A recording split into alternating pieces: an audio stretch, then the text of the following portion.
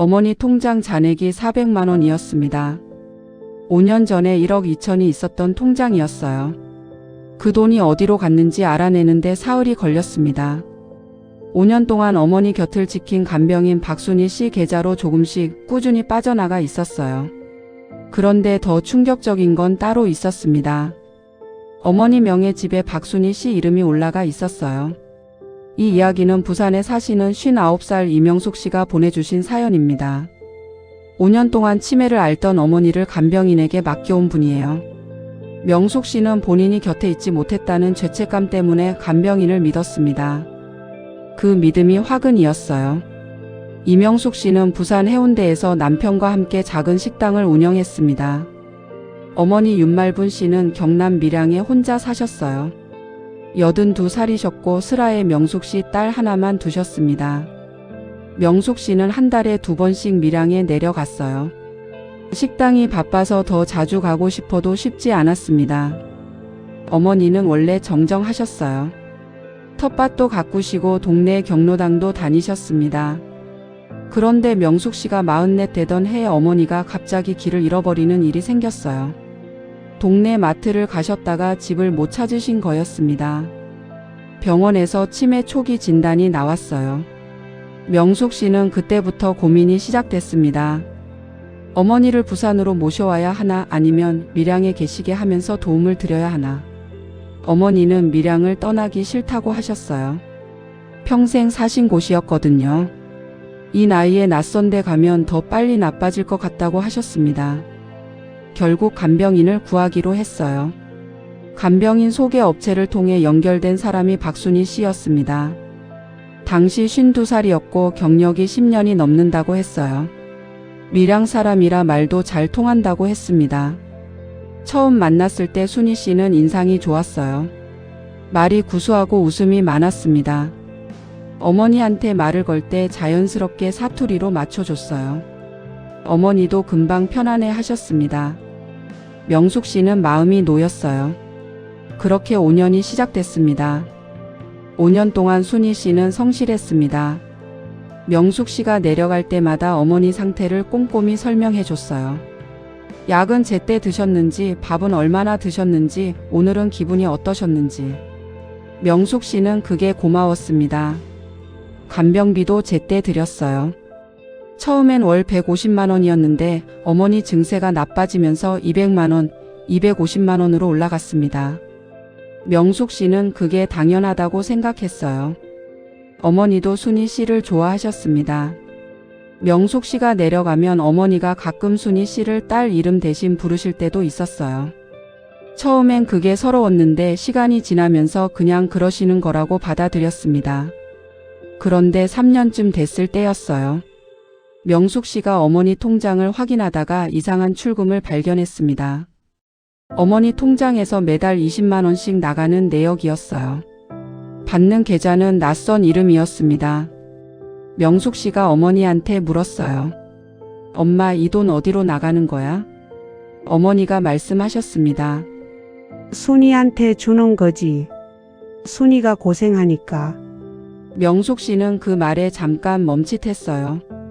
간병비는 명숙 씨가 따로 드리고 있었거든요. 엄마, 간병비는 내가 드리는데 왜 또 드려? 어머니가 말씀하셨습니다. 그냥 고맙다고. 명숙 씨는 그 자리에서 순희 씨한테 말했어요. 순희 씨, 엄마한테 돈 받으시면 안 되는 거 아시잖아요. 순희 씨가 당황한 얼굴로 말했습니다. 어머니가 자꾸 주신다고 해서요. 제가 거절했는데 막 섭섭해 하셔서. 명숙 씨는 더 추궁하지 않았어요. 어머니가 주신 거라는 말을 믿었거든요. 그게 실수였습니다. 어머니가 갑자기 폐렴으로 입원하신 건 5년째 되던 겨울이었습니다. 명숙 씨는 부산 식당을 남편한테 맡기고 밀양에 내려갔어요. 병원에서 며칠을 지냈습니다. 그런데 그 며칠 동안 이상한 일이 있었어요. 어머니 병실에 순희 씨가 자주 왔습니다. 명숙 씨가 자리를 비울 때 와서 어머니랑 이야기를 나눴어요. 명숙 씨가 들어오면 대화를 멈추고 나가는 패턴이었습니다. 어느 날 명숙 씨가 잠깐 밖에 나갔다가 일찍 들어왔어요. 순희 씨가 어머니한테 뭔가 서명을 받고 있었습니다. 무슨 서류예요? 명숙 씨가 물었더니 순희 씨가 당황한 기색이 역력했어요. 아, 이거 그냥 제가 가져온 서류인데요. 어머니가 잘 지내셨다는 확인서 같은 거예요. 업체에서 가끔 받아두래서요. 명숙 씨는 그 설명이 좀 이상했지만 병간호를 하느라 정신이 없어서 더 캐묻지 못했습니다. 어머니가 퇴원하시고 나서 명숙 씨는 부산으로 돌아갔어요.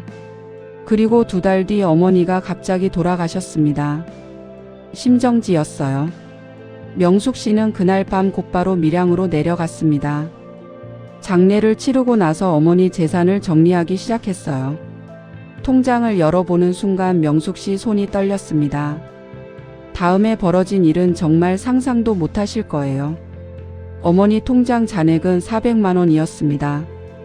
5년 전에 1억 2천이 있었던 통장이었어요. 명숙 씨는 그 숫자를 보고 처음엔 잘못 본 줄 알았습니다. 몇 번을 다시 봤어요. 내역을 뽑아서 처음부터 끝까지 들여다봤습니다. 5년 동안 꾸준히 규칙적으로 빠져나간 돈이 있었어요. 처음엔 20만 원씩이었다가 50만 원, 100만 원으로 커졌습니다. 받는 계좌 이름은 박순이었어요. 명숙 씨는 그 자리에서 굳어버렸습니다. 간병비는 명숙 씨가 따로 드리고 있었어요. 그런데 어머니 통장에서도 5년 동안 돈이 빠져나가고 있었던 거였습니다. 계산해 보니 총 8천만 원이 넘었어요. 더 충격적인 건 그 다음이었습니다. 등기소에서 어머니 집 서류를 확인했을 때였어요. 어머니 명의로 된 밀양집에 박순희 씨 이름이 공동 명의로 올라가 있었습니다. 병원에서 순희 씨가 어머니한테 서명을 받던 그 서류였어요. 명숙 씨는 바로 순희 씨한테 전화를 했습니다. 순희 씨가 받았어요. 명숙 씨가 말했습니다. 순희 씨, 우리 엄마 통장에서 8천만 원이 빠져나갔어요. 그리고 엄마 집에 순희 씨 이름이 올라가 있어요. 전화기 넘어가 조용해졌습니다. 어머니가 자발적으로 주신 거예요. 8천만 원을요? 저 5년 동안 어머니 모셨잖아요. 어머니가 당신 딸보다 저를 더 믿으셨어요. 저한테 주고 싶다고 하셔서. 명숙 씨는 그 말에 말문이 막혔습니다. 집은요? 집은 왜 공동 명의예요? 어머니가 저한테 집도 일부 남겨주고 싶다고 하셔서 서류 썼어요. 명숙 씨 손이 떨렸습니다. 엄마가 치매셨잖아요. 그 상태에서 어떻게 그런 결정을 하세요? 순희 씨 목소리가 낮아졌습니다. 명숙 씨, 법적으로는 어머니가 서명하신 거예요. 저는 잘못한 거 없어요. 명숙 씨는 전화를 끊고 바로 변호사를 찾아갔습니다. 변호사가 서류를 검토하더니 말했어요. 치매 상태에서 작성된 서류는 법적 효력을 다툴 수 있어요. 당시 어머니 치매 진단 기록과 인지 기능 검사 결과가 있으면 소송 가능합니다. 명숙 씨는 5년치 어머니 병원 기록을 모두 가져갔어요. 치매 중증 진단 인지 기능 저하 기록. 순희 씨가 서류 서명을 받을 시점에 어머니가 이미 중증 치매 상태였다는 게 기록으로 남아 있었습니다. 경찰에도 신고했어요. 수사가 시작됐습니다. 수사 결과 순희 씨는 다른 치매 노인 가정에서도 비슷한 방식으로 재산을 빼낸 전력이 있는 것으로 드러났어요. 명숙 씨는 그 사실을 듣고 다리가 풀렸습니다. 처음부터 계획한 거였던 거예요. 소송은 1년이 걸렸습니다. 치매 진단 기록이 결정적인 증거가 됐어요. 집 공동명의 등기는 취소됐습니다. 통장에서 빠져나간 8천만 원은 일부만 돌려받을 수 있었어요. 이미 쓴 돈은 추적이 어려웠거든요. 박순희 씨는 사기죄와 노인학대 혐의로 기소됐습니다. 명숙 씨는 판결이 나던 날 법원 앞에서 한참을 서 있었어요. 이겼는데도 기쁘지 않았습니다. 어머니가 안 계셨거든요. 집에 돌아와서 어머니 방을 정리했어요. 어머니 옷장 맨 안쪽에 낡은 봉투가 있었습니다. 열어보니 명숙 씨 어릴 때 사진이 들어 있었어요. 학교 입학식 날, 생일날, 운동회 날. 명숙 씨는 그 사진들을 보면서 처음으로 소리 내어 울었습니다. 내가 더 자주 왔어야 했는데. 내가 곁에 있었으면 이런 일이 없었을 텐데. 그 생각이 제일 힘들었어요. 지금 명숙 씨는 어머니 집을 팔지 않았습니다. 가끔 밀양에 가서 하루를 보내고 옵니다. 어머니 텃밭에 잡초가 자라면 뽑아주고 어머니가 앉으시던 마루에 한참 앉아 있다가 온다고 해요.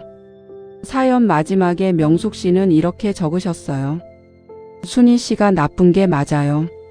근데 저도 잘못이 있어요. 더 자주 가야 했는데. 그게 제일 후회돼요. 비슷한 상황에 계신 분들 부모님 통장은 꼭 직접 챙기세요. 믿어도 확인은 해야 해요. 여러분은 어떻게 생각하시나요? 여러분 주변에도 홀로 계신 어르신이 계신가요? 오늘 사연은 여기까지입니다. 여러분이라면 어떻게 하셨을까요? 댓글로 함께 이야기 나눠주세요. 혹시 여러분께도 누군가에게 털어놓고 싶은 이야기가 있으시다면 설명란에 있는 이메일로 보내주세요. 익명으로 정성껏 읽어드리겠습니다. 그 집안의 비밀이었습니다. 다음 사연도 기대해 주세요. 편안한 밤 보내시길 바랍니다.